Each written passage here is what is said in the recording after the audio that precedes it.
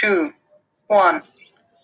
Hi, wonderful freshmen. It's the last day of November, and as of yesterday, some people were like, you know what, there's some standards we didn't really focus on. And I said, you're right. So let's make sure we focus on them. And one of them was the standard, which was the first one about the changing political borders um, over time. Oops. And so the really only way to do that is to visually look at some maps. So we're going to do that right now as I try my best to go over the standard. So the standard asks for the changing globe between 1450 and 1750. Well, when you go to 1450 and we're talking about these Western societies, what did they even think the globe looked like back then, right? Much different than we did today. Let me lower my Mac DeMarco here. So this is probably the most famous map of 1450. You may have seen this before. This is known as the Fra Mauro map, named after the cartographer who was a monk near Venice, an Italian cartographer who made the most detailed and accurate map of the known world at the time. Now, this is considered the height of medieval cartography. Notice 1450 is sort of stretching medieval times. It's almost the Renaissance. It's Renaissance-esque, but whatever. They still want to consider it medieval. That's cool. And what this does is, when we cover this standard, I want to think more of just changing political borders. I want us to reflect about all the other themes we've learned since the beginning of the year, like the themes of the Renaissance and all the different changes that were made. So this map, it's the end of Bible-based geography. In other words, reading the Bible and to know where places are based on the Bible's descriptions of where places are. And it's using more scientific methods to locate where places are. So remember, that's sort of in its own way questioning the church's authority, and is sort of revolutionary in of itself.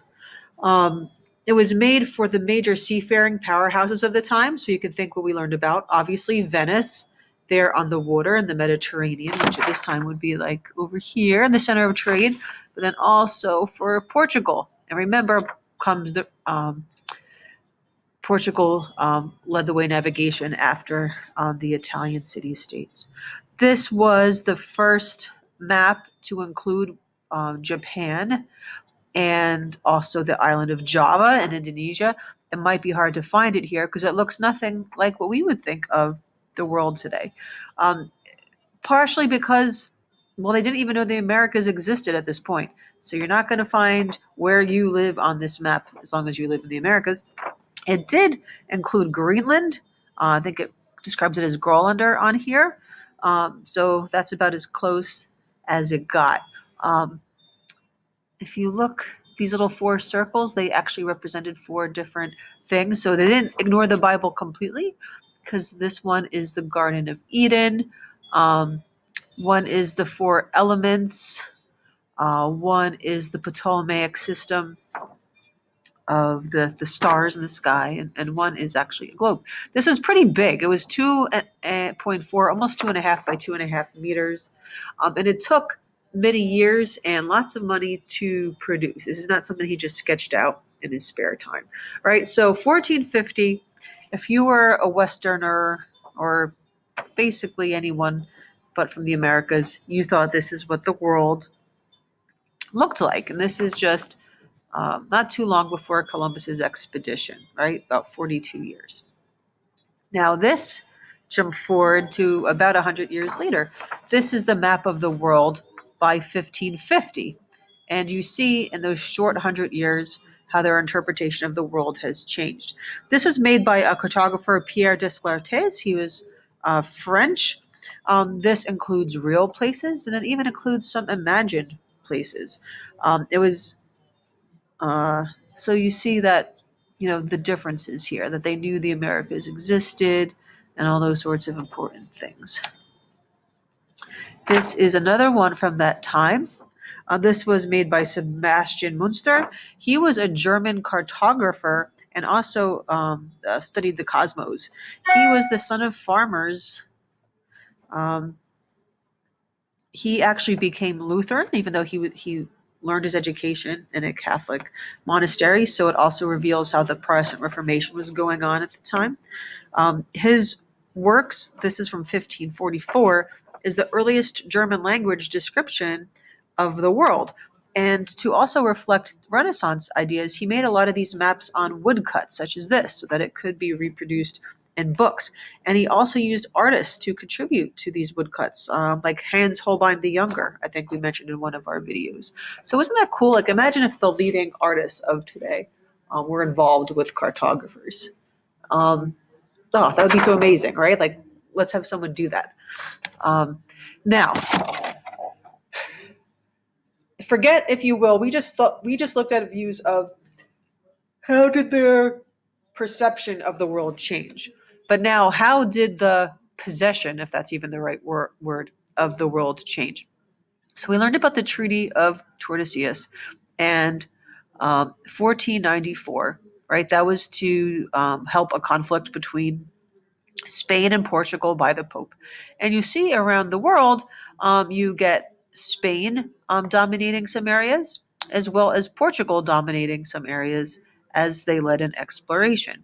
And I want us to focus a little bit also on the interior versus exterior. Because they were looking for ports and places to trade, they were hitting like the exterior of Africa, the exterior of South America. They really weren't going into the interior yet. But it still shows you how now the map of control, if you will, of the world is changing. All right, so now let's fast forward basically to the end of what we need to know for this standard. And here's 1750. And I kept going over all these different maps. And this isn't the one I'm the happiest with, but I think it best sort of shows things. And there's a little key on the left. And I pointed out some areas. So notice in South America, there you have this olive color, which is the Spanish, right? You have the purple color, which is the Portuguese, right? That's why they speak Portuguese in Brazil here. So you see how South America and Central America changed. You still get some Aztec and Incas, but much less. Then North America, right? This is stuff you'll learn about in US 1. You get Spain, you get France, but obviously Britain, this is where the 13 colonies were. Africa, right? You still don't see anything in the interior here. That's not until the Belgians go on the Congo years later. But you got Spain, you have the Dutch, which South Africa. You still got the Portuguese from some of their former port holdings. The big area for trade for the Dutch, right? Indonesia. So you get Dutch and even some Portuguese. Here you get some British colonization in what's now India. Southeast Asia, France gets this, but not yet. We have Spain and the Philippines. So what you want to see is within these few hundred years, how now this small part of the world starts, colonizing areas all throughout the globe, and that will this will come back again when we talk about imperialism in a couple of months. Okay, any questions on these maps or these ideas, please let me know, and I'll be happy to discuss it. All right, goodbye, my little cartographers.